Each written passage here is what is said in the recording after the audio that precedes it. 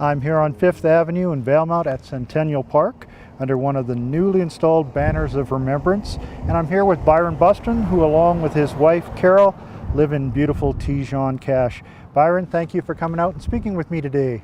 My pleasure. Great. On the pole above us is a picture of your father, John Bustin. Can you tell us a little bit about your dad's life before the Second World War, just so we can get a sense of who he was? And then I'll ask you about his service later. My dad was raised in Salmo, British Columbia, and later he became a telegrapher with the Canadian Pacific Railway and worked mainly in Field, BC, and Banff and Lake Louise with the CPR. Okay.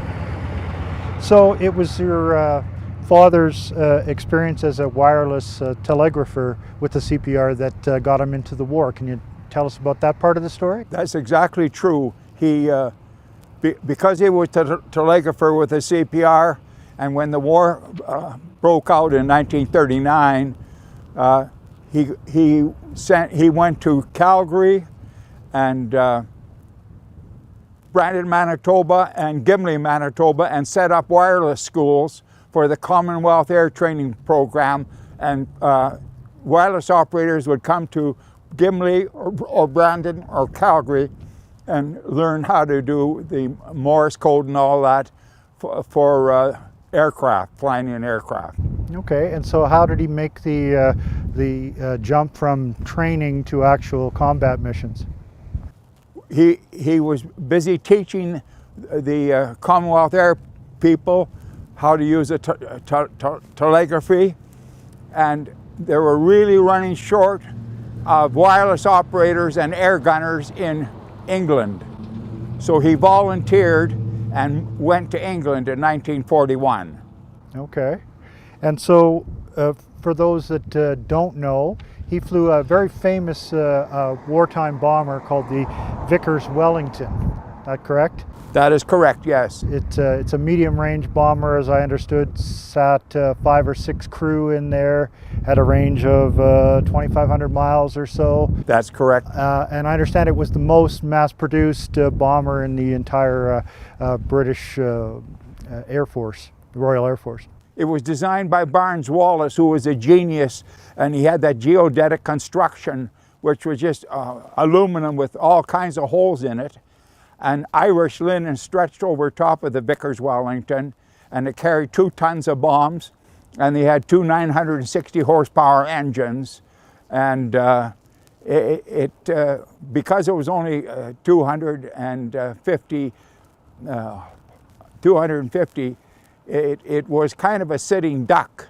In the speed was 250, and it was a sitting duck in the daylight. So they started flying the Vickers Wellington just at night, so that the ACAC couldn't be too accurate to get them.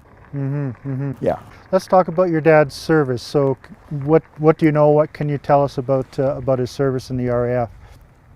Well, in the RAF, he was a wireless operator air gunner in a Vickers Wellington, and twice they ditched in the Channel because they had taken so much flak and night fighter attacks, and they ditched the aircraft in the English Channel, and they would have to get out very quickly and climb up on the wings, and they would have life jackets on and little blown up like inner tubes. Right. And they would be picked up by PT boats and taken to their base. And that happened twice to my dad. He had to ditch twice. And the second time when he ditched, he got pneumonia because the English Channel was so cold. But they sent him to a rest place in Torquay in South England, and he survived and then went back to more bombing and as a night fighter with a Vickers Wellington. Right. So how many missions did he fly altogether? 23. 23. Yes. And he was killed in action on the last mission? That is correct. He was killed in action on his last mission, and because they were able to bring the aircraft back to Feltwell, Norfolk, East Anglia, where my father's air base was at that place, and the aircraft was able to get back even though it was shot up with holes and all that, and the aircraft could fly even though it would have been, the Irish linen would have been all shot up and waving in the wind, but it could still fly because this Barnes Wallis was such a genius making the Vickers Wellington with a geodetic construction. It would still fly. And you were quite young when he was killed? Yeah, I was 7 years of age when my father was killed in action, yes. So why did you decide to participate in the Valemount Legion's Banners of Remembrance program? Well, I just thought it would be nice for me to think of my father, and he loved the mountains, and he would have been so happy here because he was raised in Salmo, where they have mountains there too. So I thought this would be a good display for my father, even though he's just in my memory, and he's buried in England. But that's okay. He's still here with Carol and I and my family. Yeah, it's a very, very nice tribute. I know you were very young when you lost him. What do you remember most about your dad? That's a good question. Well, I remember when he was opening up the No. 2 wireless school in Calgary, my mother and I would go up to the wireless school, and he'd be finished teaching these young people from the Commonwealth Air Museum, and we would we would hike back from the training school in Calgary and hike back, and then had a lovely evening to get together. That's what I remember. Would you encourage, sorry, we'll let the truck go by there. Would you encourage families of other servicemen to get involved in this project for next year? Absolutely. I think this is a wonderful project. It shows the young people particularly that we aren't here by chance. We're here by a lot of people in the past going to bat for us. Absolutely. Well, thank you very much for coming and speaking with us, and it's a great honor to be able to be here talking to you right at the spot where you have your banner placed here in Centennial Park, or just outside of the park. So thank you very much, Byron. You're welcome.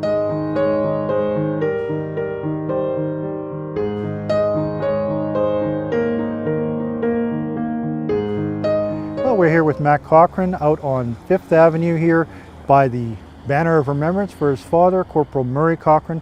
Mac, thanks for coming and doing this for us today. You're welcome. So I want to ask you a little bit about your dad and your dad's service. Can you tell us a little bit about your dad's service? Well, he went to Vernon in 1940, and then I guess he stayed in Canada for a few years. And part of that time, I think he was with the Rocky Mountain Rangers. And then when he went overseas, about 1943 sometime is when he landed in Italy. He was in Italy for a short time, and then he was on a boat and they went up to southern France, and then from France by road, I guess mostly, up through West Germany, and then into Holland. Wow. So he must have seen quite a lot of action then in the Second World War, because that would have been before D-Day, and they were still fighting hard in France and Holland and Italy. Yeah, and he got his scouting and sniper stuff all done on the 4th, and then actually in May 43, and then on April, I think it was April 4th, is when they crossed the river into Holland. And he would have been one of the first soldiers going into Holland, because he was a sniper and scout. As I mentioned to you earlier, being a man of the mountains here. He must have been a good hunter, and then for probably a real good shot, and that's why he got into the sniper. Probably, yeah. Yeah. And there's some interesting symmetry there. Now you're in the Rangers as well. Is that what inspired you to become a Ranger? Probably part of it. Mm-hmm. Yeah. So the Banners of Remembrance project is a wonderful project to commemorate and honor the veterans that served. Why did you decide to participate by putting up a banner? Well, yeah, we just got the phone call and decided, yeah, let's put it up.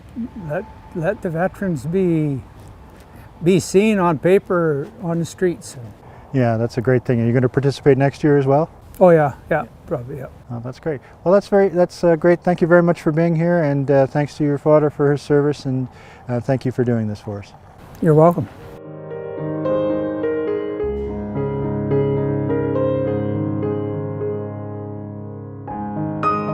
Well, we're here with Peter Addis on 5th Avenue under one of the Banners of Remembrance, and actually we're here under the Banner of Remembrance for himself that was put up by sponsored by his family. Peter, thanks for being here with me today. Thank you for having me.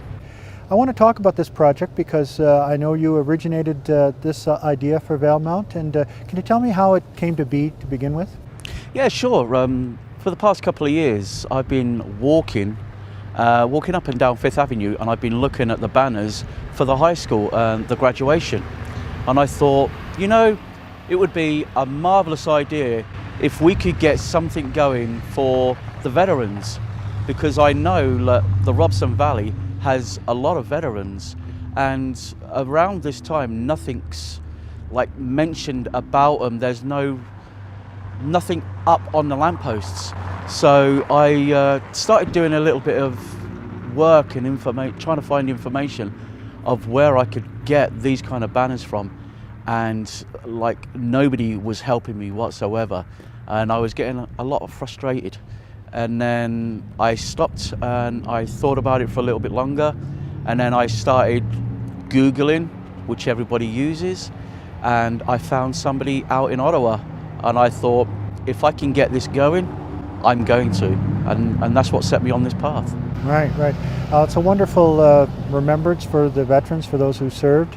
Was it difficult to get going? I know sometimes new things in Valemount are a little tough to get off the ground.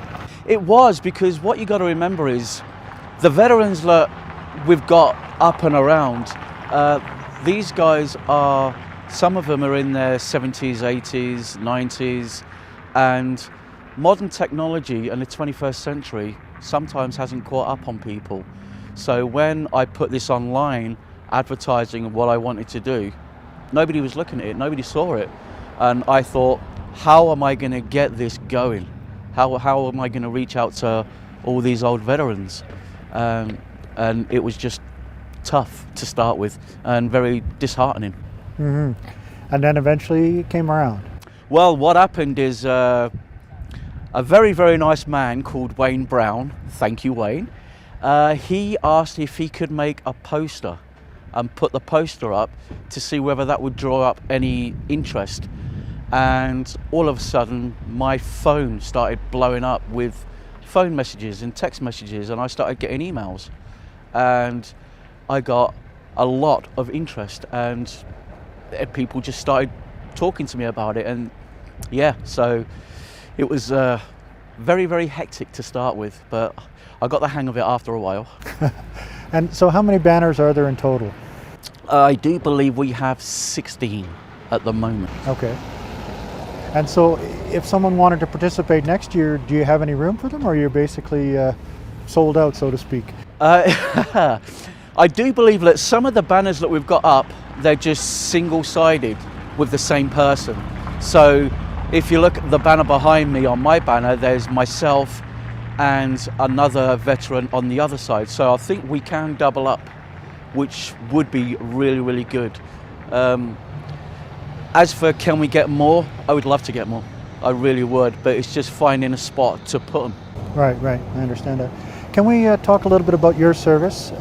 Can you please tell us about your service? Certainly. At the age of 17, back in 1990, showing my age right there, I decided, look, England was not the place for me, and I wasn't like the way my life was going. And I've always wanted to join the army, ever since the 1981 embassy siege, when we saw the guys in black. And I thought, that's for me. So at the age of 17, I decided to join the army, and I went through 6 months of basic training, and then I did 6 months of advanced infantry training, and that sent me to Germany, and I did 14 years in Germany. That's how I started. Okay. And so, what was your where were you?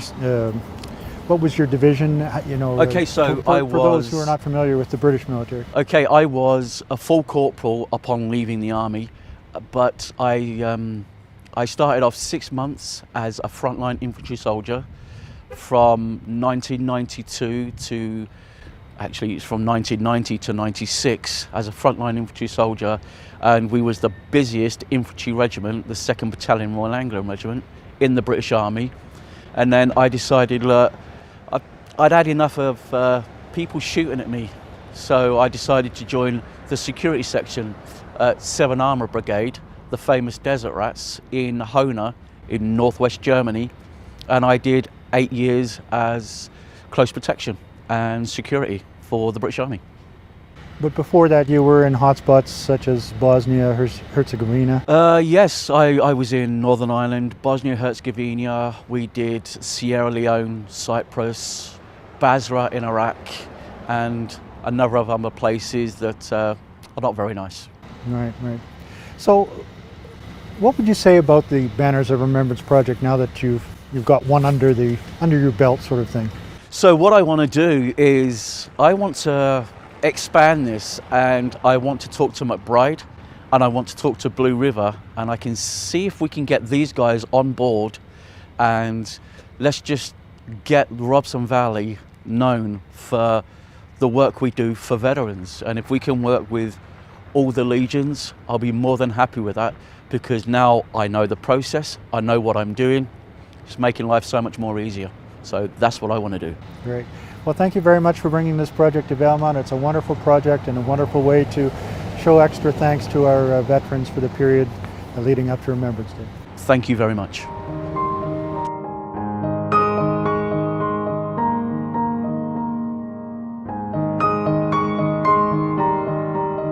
Well, we're here with Pete Pearson on 5th Avenue, outside of the banner that the Pearson family has erected for his father for the Banners of Remembrance project. Pete, thanks for coming and doing this with us today. Glad to be here. So I want to talk about this project, which was a Legion project, the Banners of Remembrance. How did it come to be, and can you give us a little insight on the project? I think it started out seeing it on social media. And so one of our members, Peter Addis, who is also a veteran, brought it forward to our branch to look at as something to move forward with in the community. It took a little work to get people on board, but once people sort of saw what we were doing, we had a great reaction, and we have a terrible problem in that where we need actually more lampposts for next year to carry on with the program. But yeah, I think that's where it came from, and as an executive we supported it and made it work. Great. Why did you think it was important to do this for the veterans? It's just a great visual reminder, as much as we do for remembrance in the community, to be able to have this up for the month leading up to Remembrance Day, honoring local veterans and family members. I think is so important, and people have really responded well, I mean, in seeing them up there. And this is an ongoing thing. These banners will be able to be up for the next 3 to 5 years, depending on lifespan. And yeah, and we're hoping to expand the project next year. And so the village has been a good partner for you here. I understand they went up around the middle of October and will come down around the middle of November. Is that the plan? Yeah.